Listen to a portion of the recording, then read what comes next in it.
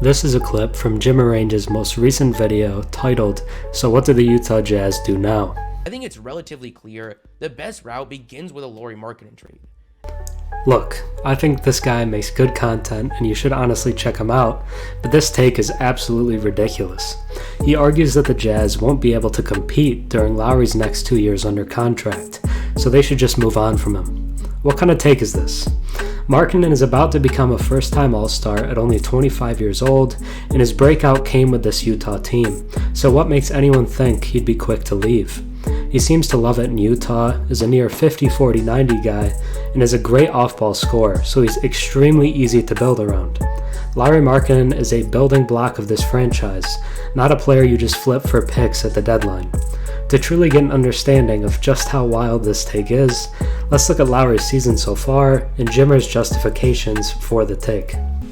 Before we get into just how untradeable Lowry should be, if you enjoy my content and have watched a few videos of mine, think about subscribing. 96% of my viewers are actually not subscribed, so if you've watched me before and enjoy the content, drop a sub and comment down below. It really helps the channel.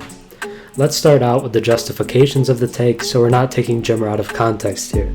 At first, he states that with 2 years left on Lowry's deal, there is enough time that he is a very valuable trade piece, but not enough time to consider him a long-term piece of the Jazz franchise. Let me address that first. I absolutely guarantee that the Utah Jazz will start extension talks with Markkanen as soon as possible.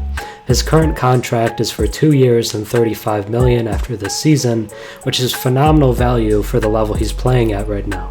Lowry himself and the Jazz both know that he's underpaid, so to ensure he remains happy in Utah, they will not let that contract expire without giving him a raise.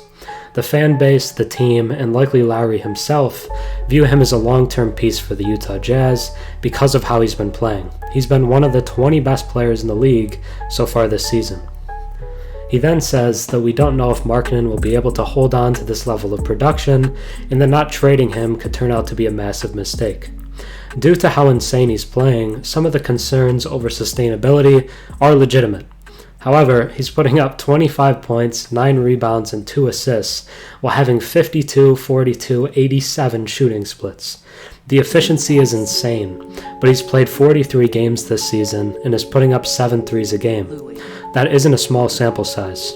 Players will have really hot stretches, maybe 5 to 10 games, but the thing is, Markkanen is getting better as the season goes along. Since we hit the new year, Markkanen has hit even another level. He's averaging 30 points and 10 rebounds per game since we hit the new year on 47, 39, 91 splits. Even though his efficiency is slightly down from the field and from three-point range, he's still finding ways to score a ton, so that is a great sign for this being sustainable. It's not a fluke that he's playing this well. He's been given more opportunity and trust by the coaching staff than ever before, and he's genuinely improved in just about every facet of the game. He's on pace to put up career highs in points per game, assists per game, minutes played, field goal percentage, three-point percentage, and free throw percentage. His usage rate is similar to his second season in Chicago, and the Jazz aren't forcing things through him. He's taking shots in the flow of the offense and being a fantastic off-ball scorer. Jimmer does recognize the bad faith that could be gained by trading 2 All-Stars and then another in the next year. Players won't want to play for your franchise if you're constantly trading the top guys. He also mentions that the Jazz already have a ton of draft assets, so there's not necessarily a reason to trade for more of them. I agree with this as well. Why move your best player and an all-star for draft assets when you're already stacked with them? It doesn't make any sense.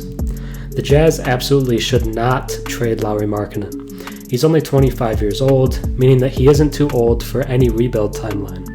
He's having one of the most efficient seasons of all time based on true shooting, could win Most Improved Player, and will be a first-time All-Star.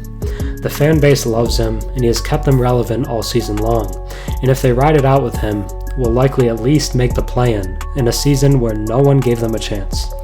Even suggesting that the Jazz should move on from him is absolutely ridiculous, and Jimmer's fans seem to agree, as his comment section from that video is filled with Jazz fans telling him that the take is atrocious.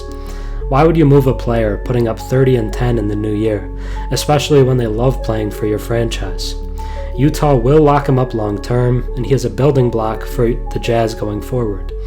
With their surprising play this season, Utah are only a couple deals away from being a possible contender in the Western Conference.